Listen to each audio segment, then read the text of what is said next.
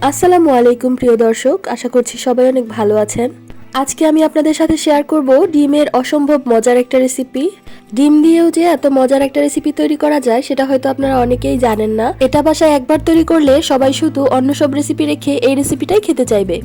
আর এটা তৈরি করতেও এত কম সময় লাগে যে মেহমান আসলে ঝটপট এই রেসিপিটি আপনারা তৈরি করে দিতে পারবেন। তাহলে চলুন কথা না বাড়িয়ে রেসিপিটি শুরু করা যাক। প্রথমেই একটা প্যানে আমি 2 টেবিল চামচের মতন সয়াবিন তেল দিয়ে দিয়েছি। এবার তেলটাকে আমি খুব ভালো করে গরম করে নিয়ে দিয়ে দিচ্ছি ডিম।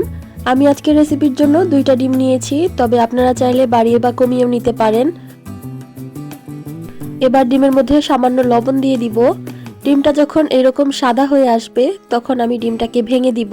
এর চেয়ে বেশি কড়া করে ভাজা যাবে না, তাহলে কিন্তু ডিমটা শক্ত হয়ে যাবে। এরকম নরম নরম অবস্থায় যখন থাকবে তখন ডিমটাকে ভেঙে দিতে হবে। ডিমটাকে ভেঙে এরকম ঝুরা ঝুরা করে নিব, একদম ঝুরা ঝুরা করে নিতে হবে ডিমটাকে। আর ডিমটাকে কিন্তু বেশিক্ষণ ভাজা যাবে না, তাহলে কিন্তু ডিমটা শক্ত হয়ে যাবে, তখন এই রেসিপিটা কিন্তু খেতে ভালো লাগবে না। তো আমাদের ডিমটা কিন্তু ভাজা হয়ে গেছে। এবার কড়াই থেকে ডিমগুলো আমি একটা বাটিতে তুলে নিয়েছি।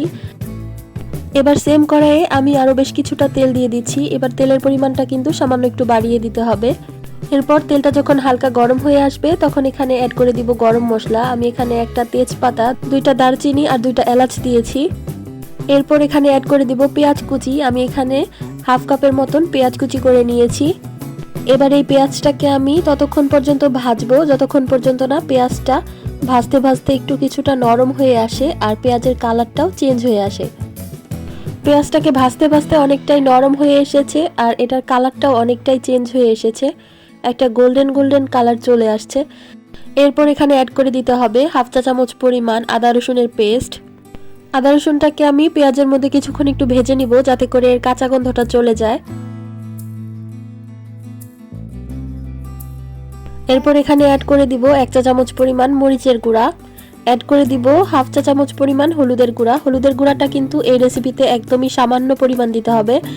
এরপর এখানে অ্যাড করে দিব হাফ চা চামচ পরিমাণ ধনিয়ার গুঁড়া আর হাফ চা চামচ পরিমাণ জিরার গুঁড়া।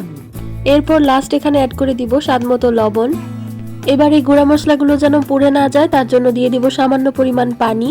পানিটা দিয়ে আমি খুব সুন্দর করে মশলাগুলোকে একটু সময় নিয়ে কষিয়ে নিব। মশলাটা কিন্তু খুব সুন্দর করে কষানো হয়ে গেছে, মশলা থেকে তেল ছেড়ে দিয়েছে। এই পর্যায়ে যে ডিমটা আগে থেকে ভেজে রেখেছিলাম সেটাকে এখানে দিয়ে দিব। ডিমটাকে এবার মশলার সাথে খুব সুন্দর করে মিশিয়ে নিতে হবে। আস্তে আস্তে ডিমটাকে মশলার সাথে খুব সুন্দর করে সময় নিয়ে মিশিয়ে নিতে হবে যাতে করে মশলাগুলো ডিমের মধ্যে ঢুকে যায়।